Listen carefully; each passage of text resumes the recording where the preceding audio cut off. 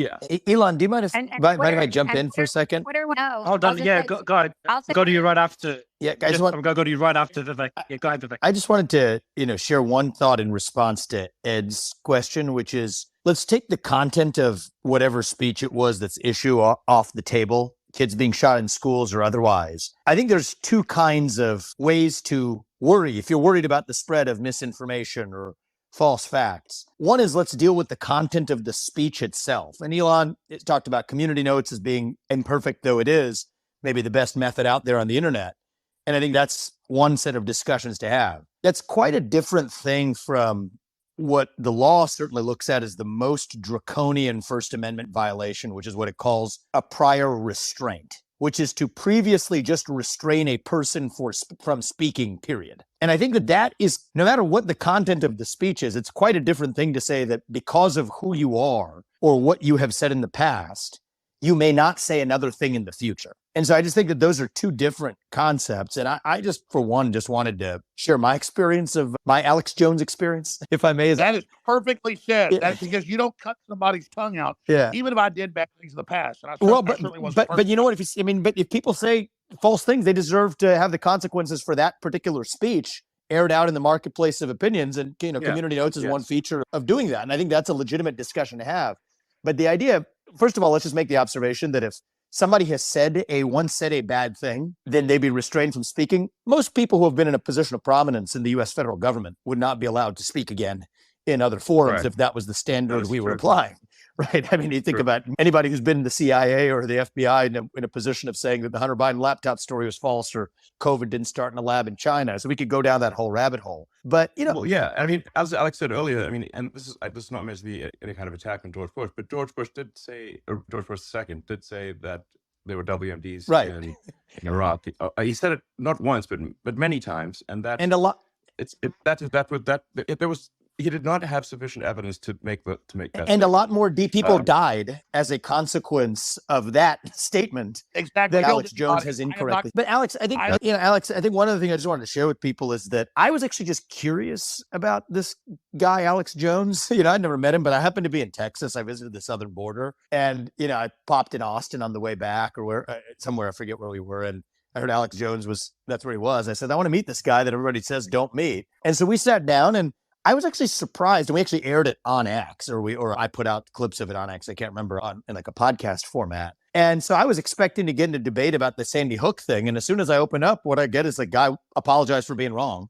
And then we moved on and talked about something else. And so for me, it was just interesting and eye-opening. And I think it would be interesting and eye-opening for a lot of people as well to sort of know that there are people who would have ever thought, made some mistakes, said some things that were wrong, and said some other things that were dead right that nobody else was saying either. And the way that we get to the bottom of what's true is actually hearing one another. And when people say something false, they deserve to be held accountable for it. So I think it's a cool thing that, hopefully we're able to have more of that rather than less because of the existence.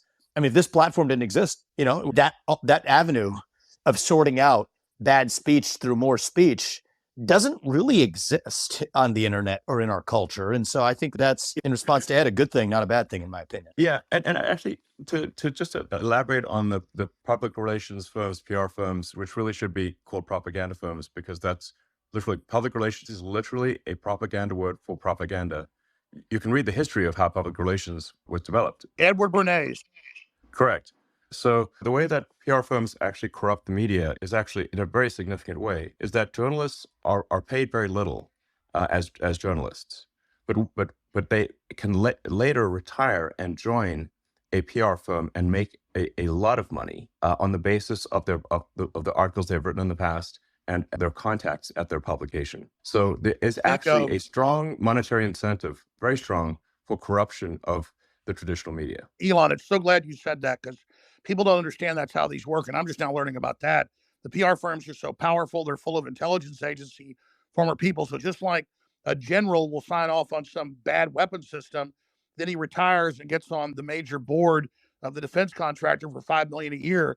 It's a revolving door. And so that's why when these big PR firms snap and say jump, the media says how high, and you're absolutely, when it comes to fact checking, they're really one of the most nasty, deceptive groups out there. Yeah, they're propaganda firms. It would just make a lot more sense if you just think PR firm equals propaganda. PR equals propaganda. That is literally what it means. And if you read the You're dropping out, Elon. Is he dropping out? Is he dropping out for anyone else? Yes, Sorry? he's dropping off for me. Elon, you said... Yeah, you just dropped out, Elon. I think you're back now. Okay, is your sorry, mic working? It's my mic- good now. It's good now. My mic is working, but I'm You're just back. on this, You were on PR I'm just- firms. You were on PR firms equal propaganda. yes, it's the public should really understand that public relations literally just means propaganda. PR firm means propaganda, and the PR firms have very strong control over the traditional media because that's where journalists go to retire and make tons of money. So there's a very strong monetary incentive for journalists to do what the PR firms say because they know that is where they're going to get rich in the future. Bingo. Elon, a question is more for Alex. And Alex, me and Alex were discussing it before you jumped on, is the pressure, if any, that you've faced since reinstating, or since you said you'll reinstate Alex. Now, Alex, kind of referred to extreme scenarios where your life could be in danger because of what you're doing with X. I know you mentioned it briefly in one of the first spaces we had. You made a joke about, hey, guys, if something happens to me, I'll never commit suicide. But how much pressure have you faced in recent months? Obviously, we've seen the back and forth with a few organizations that are trying to censor others. And has that increased since you reinstated Alex? I mean, at this point, reading the sort of legacy media is just depressing. I accidentally, once in a while, will go see like Google News or whatever, or Yahoo News or whatever, some random thing. And I'm like, this is just, I mean, frankly, the quality of the propaganda isn't even good. Look, if you're going to do propaganda, at least make it entertaining. And I find it's dull, boring, it's, and just not even well written. Well, that's right. They'll put out one thing and then they all parrot it. It's a Yeah, dog. it's like lazy propaganda. It's like work harder.